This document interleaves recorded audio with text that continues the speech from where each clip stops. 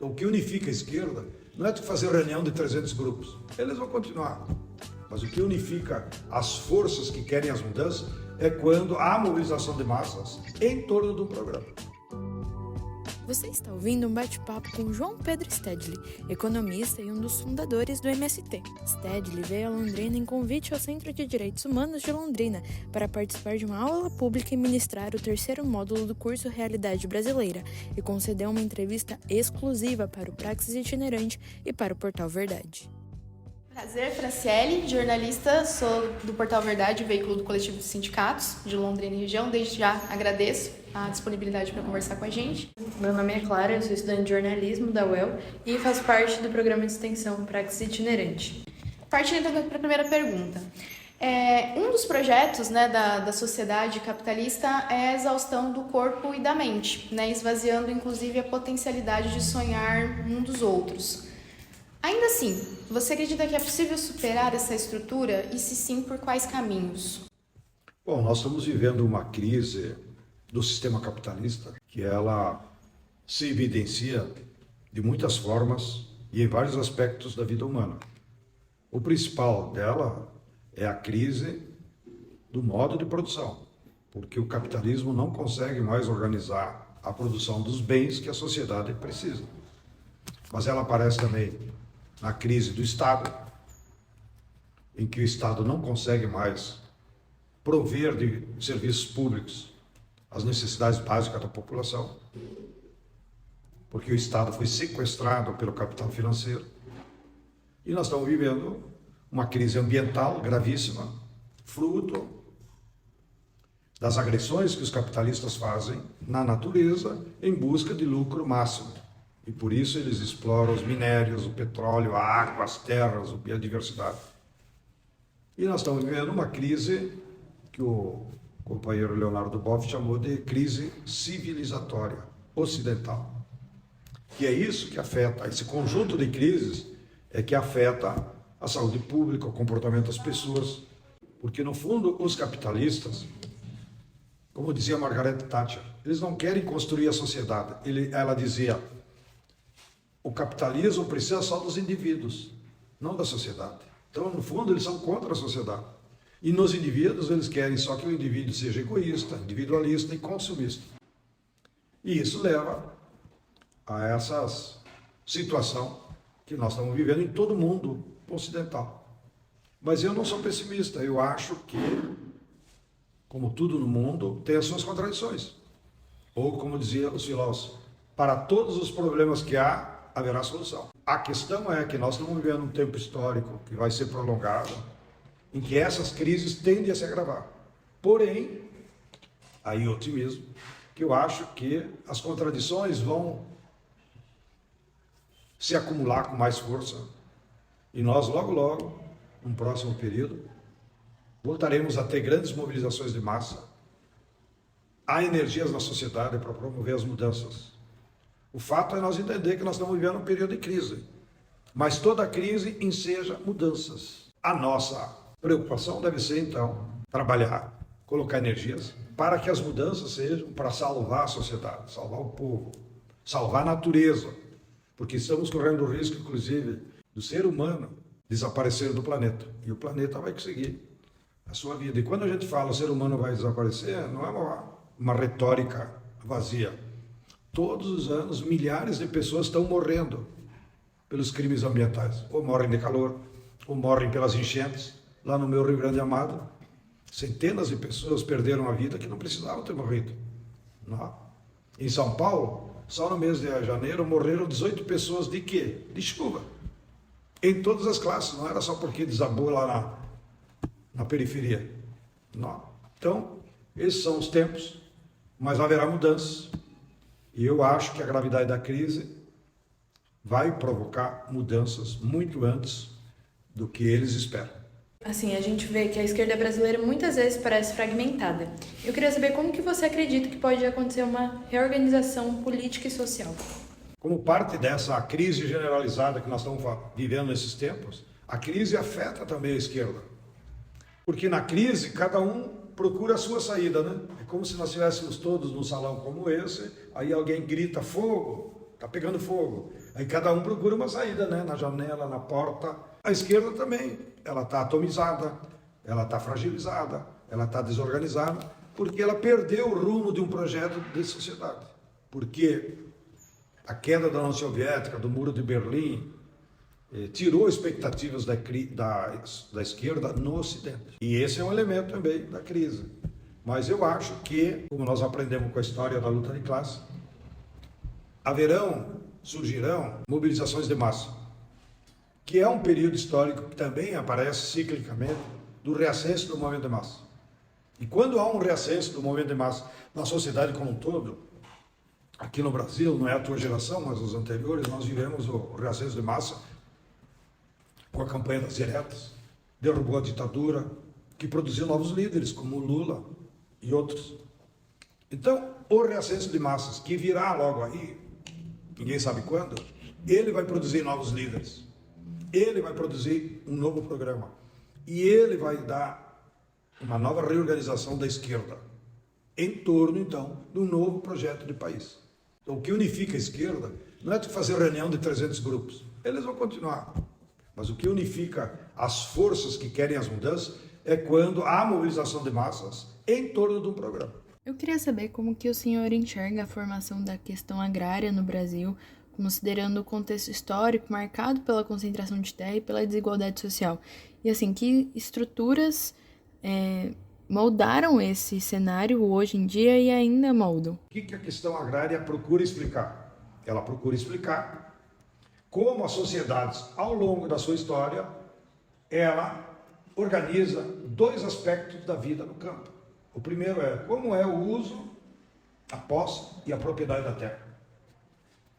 E o segundo aspecto é como a sociedade organiza a produção dos bens que nós, seres humanos, dependemos da terra como solo, como natureza. E a partir desses conceitos, que são organizados no conhecimento científico, pela filosofia, pela economia política, pela agronomia, com a estatística, então nós construímos uma interpretação, um guia para interpretar a questão agrária. E isso, então, se aplica a qualquer sociedade. E no caso do Brasil, comparado com outras sociedades, nós somos uma das sociedades mais recentes, porque nós somos invadidos pelo capitalismo mercantil europeu, que massacrou as civilizações anteriores que viviam nesse território. E foram massacrados porque houve um choque de dois modos de produção. As populações nativas viviam no comunismo primitivo, como ainda existem algumas tribos que estão no comunismo primitivo, e de repente chega o capitalismo mercantil, querendo transformar tudo em mercadoria no nosso território. Então houve um choque e um genocídio, produzido pelas forças econômicas e militares, que mataram milhões de pessoas, porque os dados são muito de hipóteses, mas variam em que o nosso território tinha de 5 a 15 milhões de pessoas. E nós chegamos ao início do século XX, quando terminou o período colonial, e entramos para a República, e havia 800 mil pessoas dos povos ancestrais, ou seja, foi um massacre. Porque os antropólogos, usando a estatística, nos dizem que se os povos que viviam aqui não tivessem sido molestados, nós teríamos formado uma sociedade com mais de 80 milhões de pessoas, naquilo que eles chamavam Pindorama, e não o Brasil. O Brasil já é uma construção do capitalismo mercantil europeu. Espero que no futuro nós tenhamos uma revolução social, popular, que recupere, inclusive, o nome de Pindorama. Tomara que nós sejamos uma república popular do Pindorama. Então, nós analisamos esse período pré-colombino, depois analisamos o período colonial, que vai de 1500 a 1850, que foi marcado pela plantation, cuja característica principal é o monocultivo, trabalho escravo, para atender as necessidades do capital europeu. Nem era do povo europeu. As necessidades de acumulação dos capitalistas europeus. Aí isso gerou uma crise, a escravidão era insustentável. Então, Dom Pedro II introduziu como elemento da transição a primeira lei que introduz a propriedade privada da terra. Lei 601 de 1850. Então, note, a propriedade privada da terra é muito recente. Tem 200 anos, nem 200 anos, 170 anos.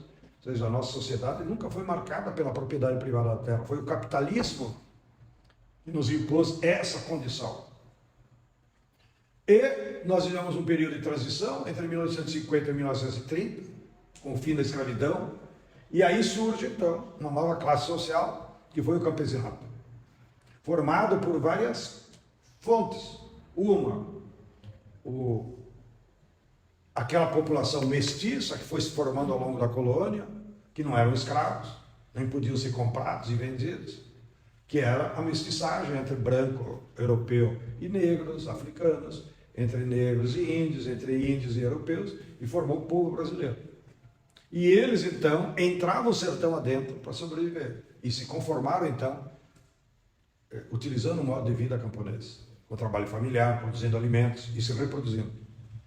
A outra fonte do campesinato foram os camponeses pobres com a crise. Ela é também um bom sinal, ela anuncia mudança. E a terceira fonte foi os escravos que fugiam e formavam os quilombos, que eram comunidades libertas, que lá se reproduziam como camponeses.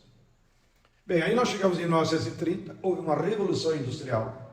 A burguesia industrial tomou o poder político no país, reorganizou o Estado em função das necessidades do capitalismo industrial. E isso foi hegemônico entre 1930 e 1990. Aí reorganizaram a agricultura, não mais para exportação, mas sim para os interesses da acumulação na indústria. Então o capital não se ganhava dinheiro exportando para a Europa, agora se ganhava dinheiro na indústria. Então a agricultura tinha que suprir necessidades da indústria, seja de mão de obra, seja de alimentos baratos, seja de matéria-prima de energia. Porém, esse também modelo, como tudo acontece no capitalismo, entrou em crise na década de 80. E nós tivemos uma crise de 80 a 90, que levou de novo a mudança. Por isso que, na fala anterior, não se assuste com a crise, ela é também um bom sinal, ela anuncia mudança. E com a crise de 80 a 90, emerge uma nova saída hegemonizada pela burguesia brasileira, quando eles adotaram o que ficou conhecido como neoliberalismo, mas era, na verdade, o domínio do capital financeiro, dos bancos e das multinacionais sobre a agricultura brasileira. E o nome que se deu a esse novo modelo que é dominado, e a acumulação então não é mais na indústria, agora a acumulação é no capital financeiro, nos bancos, e pelas empresas transnacionais que passaram a controlar a agricultura. O nome desse modelo se chama agronegócio, que é o que vigora até os dias de hoje. Porém, como parte dessa crise generalizada, das agressões ao meio ambiente que gera a crise ambiental, o agronegócio também já está expondo as suas vísceras e demonstrando que é inviável. Porque é um modelo que usa agrotóxico, e o agrotóxico mata a biodiversidade, contamina as águas, contamina os alimentos e gera câncer pelo glifosato. Então, é um modelo que não tem futuro social. É um modelo que exclui a mão de obra. Na última feira de Ribeirão Preto, a grande novidade que o agronegócio apresentou para a sociedade brasileira, qual foi? Trator sem tratorista. Caminhão para carregar cana sem motorista. Então, para que eles querem mesmo as pessoas? Não. Terceira contradição. Eles agridem ao meio ambiente, seja pelo desmatamento, seja pelo uso de agrotóxicos, e seja pela alta concentração do que é também um monocultivo na pecuária, do gado bovino. 50% de toda emissão de gás carbônico que altera o clima no Brasil e no mundo é gerado pela pecuária. Porque nós temos no Brasil uma concentração tão grande de bois e vacas que as suas fezes, o esterco, gera gás betano que vai para a atmosfera e provoca as mudanças. Porque no Brasil já tem mais boi do que pessoas. É 280 milhões de cabeças de gado. Nós somos 220. Então há uma contradição, hein? Até quando nós vamos continuar exportando carne para os europeus? Para a China? E nós pagar o preço? Então o modelo do agronegócio também aparece, já evidenciando crises que estão inviabilizando o seu futuro. Então eu diria, o agronegócio também não tem futuro. Não? Então o que botar no lugar do agronegócio? Bem, nós estamos nessa crise. Primeiro, a sociedade tem que entender que o agronegócio não serve. Ainda que nesse momento, o agronegócio é hegemônico, porque ele domina o judiciário, então ninguém é criminalizado, ele domina o legislativo, então o dinheiro público continua sendo drenado para eles, e eles dominam a mídia. Então todas as noites a Globo Agronegócio é pop, é moderno, é não sei o quê. Mas isso não significa que ele tem futuro.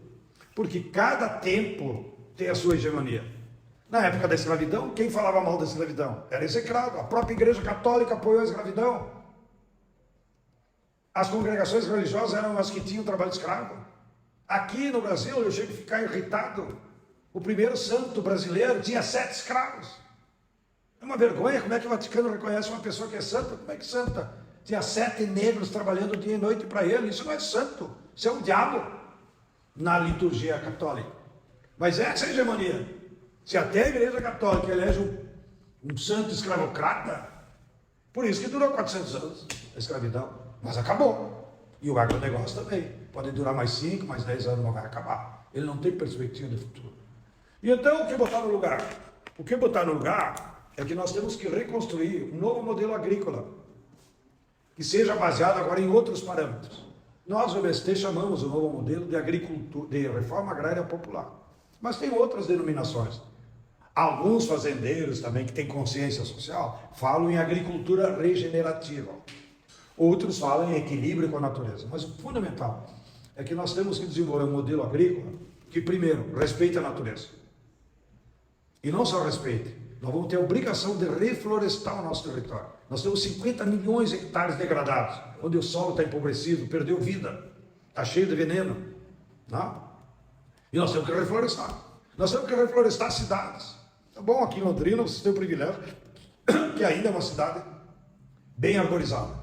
Mas é raro. E mesmo assim, há muitos espaços públicos, inclusive na universidade, inclusive aqui no sindicato.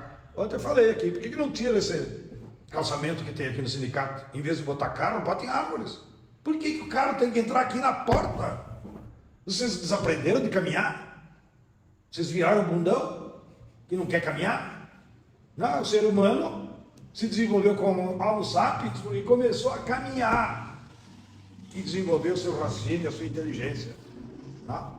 Então, em todos os espaços urbanos, há uma tarefa de reflorestar para nós salvar as pessoas das mudanças climáticas, das chuvas torrenciais, desse calorão que ninguém aguenta, ou dessas geadas no inverno, que mesmo aqui na região acabou com o café, já tinha acabado antes, voltou, essas coisas todas. Segundo paradigma de uma nova agricultura, a prioridade deve ser alimentos. É para isso que existe o ato de cultivar o agro. É para você produzir a nossa energia.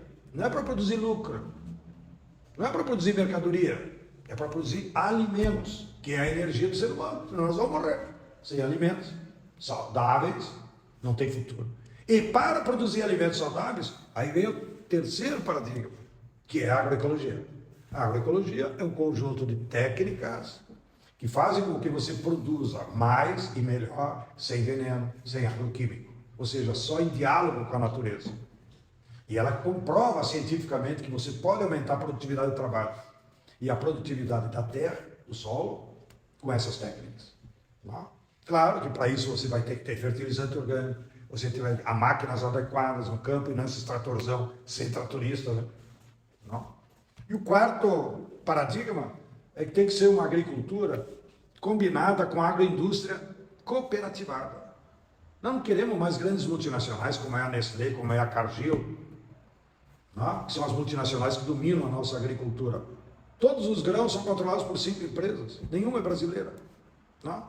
Então nós temos que desenvolver uma agroindústria que beneficie os alimentos para ele poder chegar de forma saudável na cidade, mas na forma cooperativa, onde os próprios trabalhadores sejam os proprietários da agroindústria e não o capital internacional.